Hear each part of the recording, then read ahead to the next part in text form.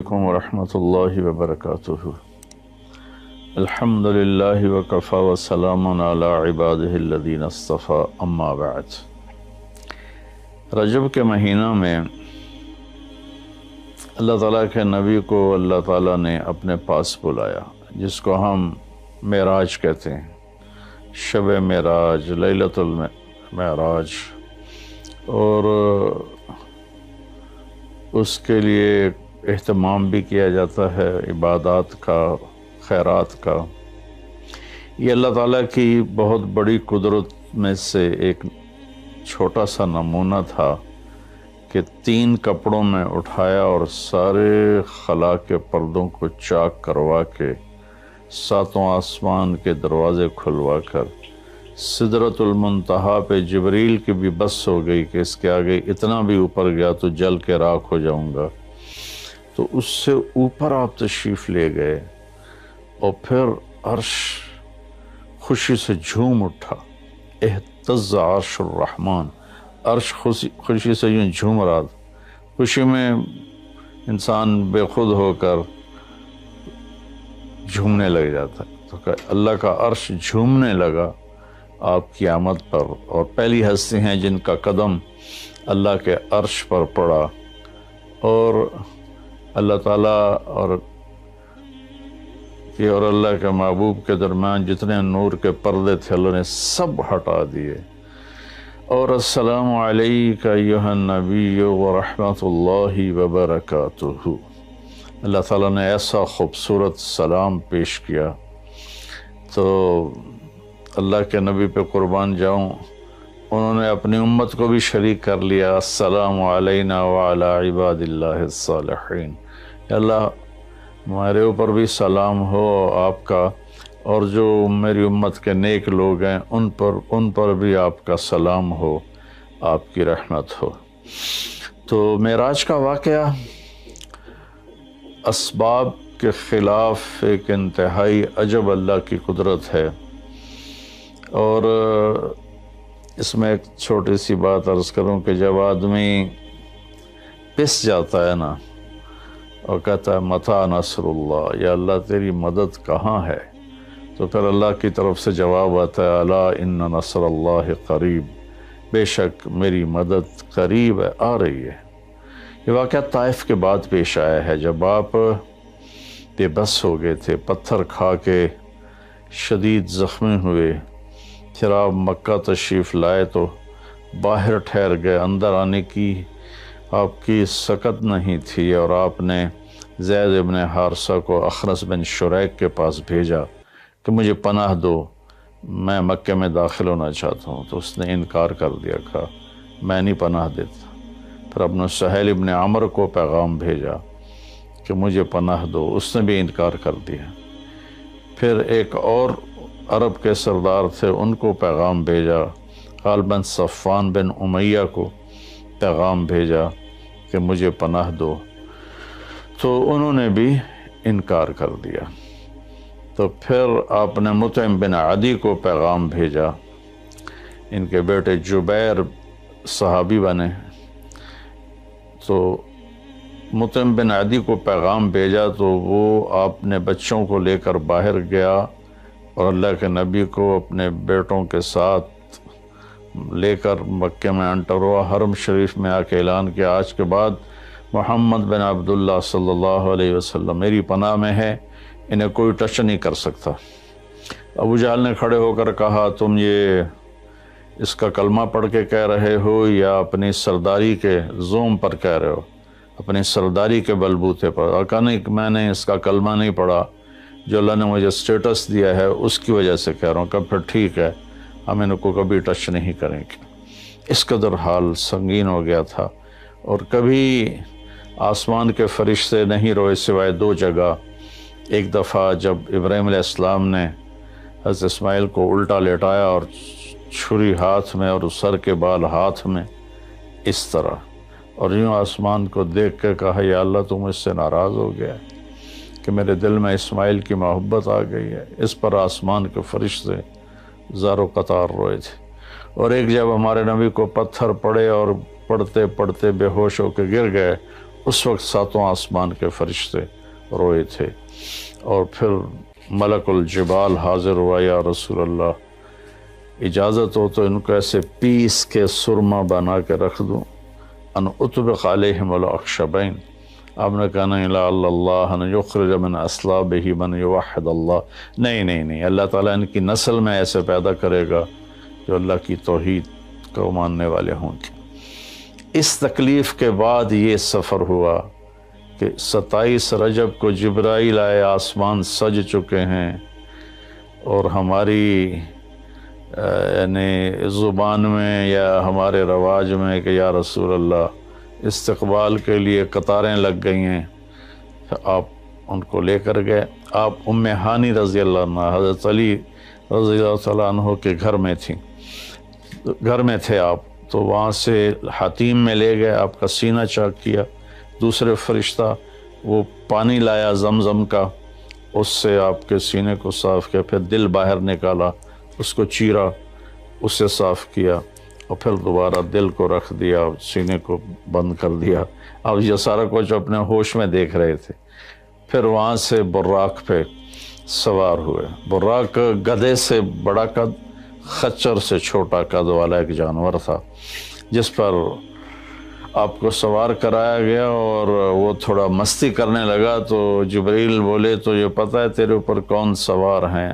تو اس کے ساتھ ہی وہ ایک دم سر نیچے کر گیا، اور پھر وہاں سے پرواز کی بیت المقدس، اور وہاں آپ نے 2 نفل پڑھے اور ان کو وہیں چھوڑ دیا، اس کو براق کو وہیں چھوڑ دیا۔ وہاں سے پھر سفر شروع ہوا اللہ کی طرف۔ اس سفر کو اللہ نے یوں بیان کیا، سبحان الذی اسری بعبدہ لیلا من المسجد الحرام الى المسجد الاقصى الذی بارکنا حولہ لنریہ من آیاتنا انہ هو السمیع العلیم۔ تو اس میں اہل علم کے لیے بڑا خوبصورت نقطہ بھی میرے ذہن میں ہے کہ یہ قرآن کی پہلی صورت ہے جو سبحان مصدر سے شروع ہو رہی ہے، سبحان الذی۔ پھر اس کو آگے لے جا کر اللہ تعالیٰ نے مصدر کے بعد فعل ماضی ہوتا ہے تو سبح للہ ما فی السماوات والارض کے ساتھ شروع کیا، تو مصدر آیا، ماضی آیا، ماضی کے بعد مضارع ہوتا ہے، فیوچر ہوتا ہے، مستقبل ہوتا ہے، تو یسبح للہ ما فی السماوات وما فی الارض الملک القدوس العزیز الحکیم۔ پھر اس کے بعد امر کا صیغہ ہوتا ہے تو سبح اسم ربک الاعلی الذی خلق فسوی۔ یہ قرآن کا اعجاز ہے، قرآن کی خوبصورتی ہے، قرآن کی بلاغت ہے۔ سبحان، سبح، یسبح، سبح۔ تو اللہ تعالیٰ نے پہلے اپنی پاکیزگی کو بیان کیا کہ جو کچھ کہنے والا ہوں میں سب کچھ کر سکتا ہوں، میرے لیے کوئی مشکل نہیں کہ میں اپنے بندے کو لے کر گیا۔ اللہ آنے جانے سے پاک ہے، لیکن با کا اضافہ یہ بتاتا ہے کہ اللہ تعالیٰ کہہ رہے تھے یوں ہی سمجھو کہ میں اپنے بندے کو خود لے کر گیا اوپر۔ آپ جبریل کے کندھوں پر، پروں پر سوار ہو کر نہیں گئے، آپ کا سفر الگ تھا، جبریل کا الگ تھا، یہاں تک کہ پہلے آسمان پر پہنچے تو دروازہ کھلا تو آدم علیہ السلام نے استقبال کیا، گلے لگایا۔ پھر اس سے اوپر گئے تو عیسیٰ علیہ السلام، یحییٰ علیہ السلام، زکریا علیہ السلام نے استقبال کیا، اور سارے آسمان کے فرشتوں نے استقبال کیا۔ پھر اس کے بعد تیسرے آسمان پر گئے تو یوسف علیہ السلام نے استقبال کیا اور سارے فرشتوں نے۔ پھر چوتھے آسمان پر گئے تو یونس علیہ السلام نے اور باقی سارے فرشتوں نے۔ تو پھر پانچویں آسمان پر گئے تو ہارون علیہ السلام اور آسمان کے فرشتے۔ پھر چھٹے آسمان پر گئے تو موسیٰ علیہ السلام اور موسیٰ علیہ السلام کے آسمان کے فرشتے۔ اس دن اللہ نے، میرا کہ میں نے پڑھا کہیں نہیں لیکن مجھے لگتا ہے کہ اس دن اللہ تعالیٰ نے سارے فرشتوں کی عبادت کی چھٹی کرا دی ہوگی اور فرمایا ہوگا بس میرے محبوب کا دیدار کرو، استقبال کرو، آج یہی تمہاری عبادت ہے، کیونکہ ہر فرشتہ بے قرار تھا کہ دیدار ہو جائے۔ پھر اب ساتویں آسمان پر گئے، وہاں ایک بیت اللہ تھا، وہاں ایک بزرگ سفید داڑھی والے یوں کر کے بیٹھے ہوئے تھے، یوں کر کے، اور لمبے ان کے بال تھے، لمبی داڑھی تھی، وہ نہیں اٹھے، وہ بیٹھے رہے۔ جب اب قریب آئے تو وہ کھڑے ہوئے اور کہا میرا بیٹا آ گیا۔ پہلے نبیوں نے کہا ہمارے بھائی آ گئے، ہمارے بھائی آ گئے، ہمارے نبی آ گئے۔ اس بزرگ نے کہا میرے بیٹے آ گئے، میرے بیٹے آ گئے۔ تو آپ نے جبریل سے پوچھا یہ کون بزرگ ہیں؟ تو انہوں نے فرمایا یہ آپ کے دادا ابراہیم علیہ السلام ہیں۔ اس میں اللہ نے ہمیں سبق دیا کہ بیٹا کتنے ہی عالی مقام پہ چلا جائے، اس کی ذمہ ہے اپنے ماں باپ کا ادب کرے، ان کے پاؤں چھوئے، ان کے سامنے سر جھکا کے چلے۔ یہ ہواؤں میں اڑ جائے، عرش کو چیر کے اللہ تک پہنچ جائے، پھر بھی باپ کے آگے، ماں کے آگے سر جھکانا ہے۔ اور یہ سبق عملاً اللہ نے امت کو سکھایا، پہنچایا کہ اللہ تو جانتے تھے کہ یہ امت اپنے والدین کی کتنی نافرمان ہوگی، اور کتنے ماں باپ ہوں گے جو چھپ چھپ کے روئیں گے، کتنی مائیں ہوں گی جو دوپٹے کے پلو میں اپنے آنسو چھپا لیں گی اپنی اولاد کی نافرمانی کی وجہ سے، بدتمیزی کی وجہ سے۔ میرے نبی سے پوچھا گیا یا رسول اللہ قیامت کب آئے گی؟ تو آپ نے فرمایا اللہ کو پتہ ہے، کیا کوئی نشانی فرما دیں؟ ارشاد فرما دیں کہ جب مائیں بیٹیوں کے ہاتھوں ذلیل ہوں گی تو قیامت آئے گی۔ یعنی بیٹے تو کرتے ہی رہتے ہیں، اگر بیٹیاں بھی ماں کو ذلیل کریں گی تو قیامت آ جائے گی۔ تو یہ اتنا بڑا مقدس رشتہ ہے۔ آپ نے فرمایا جس نے اپنے والدین کو دکھ دیا اس پہ اللہ کی لعنت، زمین آسمان کی لعنت، فرشتوں کی لعنت، نہ اس کی نماز قبول ہے، نہ روزہ، نہ صدقہ۔ اور دوسری طرف آپ نے فرمایا جو صبح صبح ماں باپ کی زیارت کر لے تو صبح سے شام تک جنت کے 2 دروازے اس کے لیے کھل جاتے ہیں۔ نہ حال پوچھا نہ خدمت کی، صرف آ کے زیارت کی محبت کی وجہ سے۔ شام کو آ کے ان کی زیارت کی تو صبح تک جنت کے 2 دروازے اس کے لیے کھلے رہیں گے۔ پھر ان میں کوئی ایک فوت ہو جاتا ہے اور یہ اس ایک کی بھی ایسے تعداد کرتا ہے، زیارت کرتا ہے، ایک دروازہ کھلا رہے گا۔ تو یہ اس میں ایک بہت بڑا سبق تھا ماں باپ، چونکہ پہلا قصور تو ماں باپ کا ہے کہ وہ بتاتے ہی نہیں، وہ تعلیم ہی نہیں دلاتے جس سے پتہ چلے کہ ماں باپ کا مقام کیا ہے۔ اسی میں ہماری نسل ڈپریشن کا شکار ہو گئی۔ تو انہیں کیا پتہ باپ کون ہوتا ہے، ماں کون ہوتی ہے؟ تو آپ وہاں سے تشریف لے گئے تو سدرۃ المنتہا، جہاں بارڈر آ جاتا ہے ان مخلوقات کا، بارڈر پر جبریل نے کہا یا رسول اللہ بس آگے میرے پاس ویزا کوئی نہیں ہے، ایک بالشت بھی اوپر جائے، ایک گٹھ بھی اوپر جاؤں گا تو جل کے راکھ ہو جاؤں گا۔ تو اللہ نے ایک تخت اتارا، اس سے اپنے محبوب کو بٹھایا اور وہ گئے بلندیوں کو چیرتے ہوئے، اس نے عرش پر جا کر لینڈ کیا، آپ اترے اور میرے اللہ تعالیٰ نے کہا ثم دنا فتدلی فکان قاب قوسین او ادنی۔ اللہ تعالیٰ نے اپنے محبوب کو اپنے قریب کر لیا، اتنا قریب کیا کہ فاصلے مٹ گئے، فاصلے مٹ گئے۔ تو بھائیو پھر لمبا واقعہ ہے، اور لوگ آج کل اتنا لمبا سنتے بھی نہیں ہیں، تو میں صرف جانے کا بتا دیتا ہوں۔ واپسی کا بھی پورا ایک کہانی ہے، جنت دکھائی، جہنم دکھائی، جنتی دکھائے، جہنمی دکھائے، سارا کچھ دکھایا، سود خور دکھائے، بے نمازی دکھائے، نمازی دکھائے، اپنے سب کو اپنی آنکھوں سے دیکھا، جہنم کو بھڑکتے دیکھا، جنت کو چمکتے دیکھا، جہنم کو دہکتے دیکھا اور جنت کو مہکتے دیکھا۔ یہ سب کچھ آپ نے اپنی آنکھوں سے دیکھا اور پھر آپ واپس تشریف لائے۔ تو جب آپ پہنچے تو ابھی رات کا حصہ باقی تھا اور رات گزری نہیں تھی جب آپ اتنی بڑی کائنات کا سفر کر کے واپس تشریف لائے۔ تو اس میں ایک بڑا سبق ہے، وہ یہ ہے کہ اللہ نے اپنے نبی کا ہاتھ پکڑا اور اپنی ذات تک پہنچا دیا۔ ہم اپنا ہاتھ اللہ کے نبی کے ہاتھ میں دے دیں تو ہم بھی اللہ کی ذات تک ہماری بھی پہنچ ہو جائے گی۔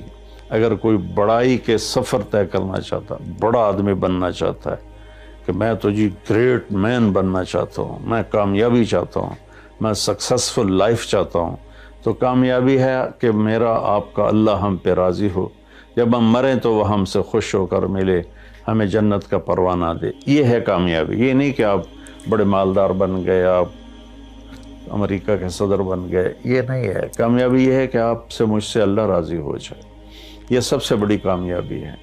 تو اللہ تعالیٰ کے نبی کے ہاتھوں میں ہاتھ دے دے تو اللہ تک پہنچائی آسان ہو جائے گی۔ ایک واقعہ سنا کے ختم کرتا ہوں۔ ایک بدو آیا، کہنے لگا ہے محمد، آپ نے کہا جی۔ اب بدتمیزی کا جواب بدتمیزی سے نہیں، پیار سے دیتے، جی تیری 3 باتیں بڑی عجیب ہیں۔ آپ نے کہا کیا؟ تو کہتا ہم باپ دادے کا دین چھوڑ کے تیرے دین پہ آ جائیں گے، ہم کیوں چھوڑیں باپ دادے کا دین؟ کہا اچھا، اور؟ تو کہتا ہے کہ ہم مر کے مٹی ہو جائیں گے اور پھر دوبارہ زندہ کیے جائیں گے۔ کہا اچھا، اور؟ تو کہتا ہے سورے عرب کو تیری امت فتح کر لے گی، ایران اور یورپ کو بھی تیری امت فتح کر لے گی۔ تو یہ کیسی بچوں والی باتیں کہا، ان کو روٹی نہیں ملتی اور یہ سنا رہا ہے ان کو کہ اس سے کیسر اور کسرا 2 بڑے بلاک تھے اس وقت۔ تو آپ نے مسکرا کے فرمایا انشاءاللہ تیری عمر لمبی ہوگی، تو دیکھے گا کہ سارا عرب و عجم میرا کلمہ پڑھے گا، پھر تو دیکھے گا کہ سارا عرب و عجم یہاں مدینہ ڈھک کے آئے گا، اور پھر تو دیکھے گا کہ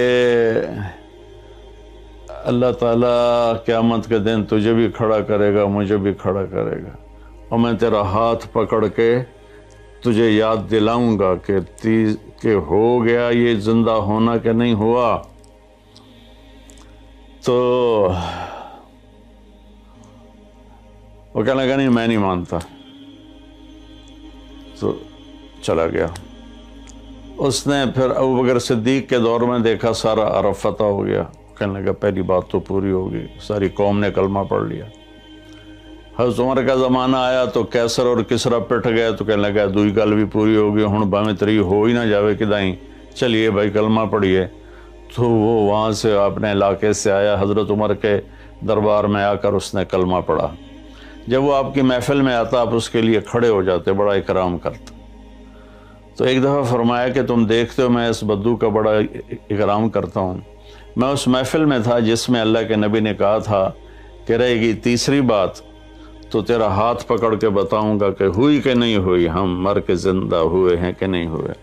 اور قیامت کا دن جس کا ہاتھ میرے نبی کے ہاتھ میں آ گیا وہ جنت میں پہنچانے سے پہلے کبھی نہیں چھوڑیں گے۔ تو یہ وہ شخص ہے جس کا ہاتھ میرے نبی نے پکڑا ہوا ہے، اس کو جنت تک پہنچا کے چھوڑیں گے۔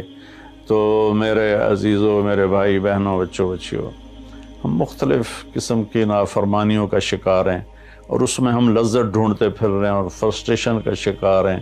ہماری نئی نسل نشوں پہ لگی ہوئی ہے۔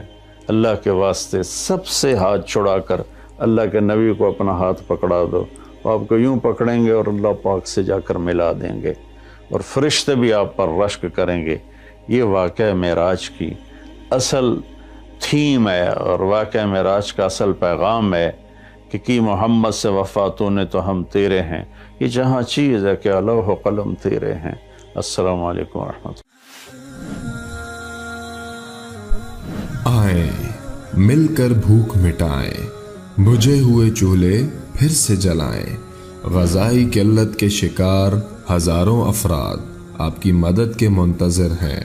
آگے بڑھیں اور ان کی امید بنیں۔ اپنے صدقات اور عطیات MTJ فاؤنڈیشن تک پہنچائیں۔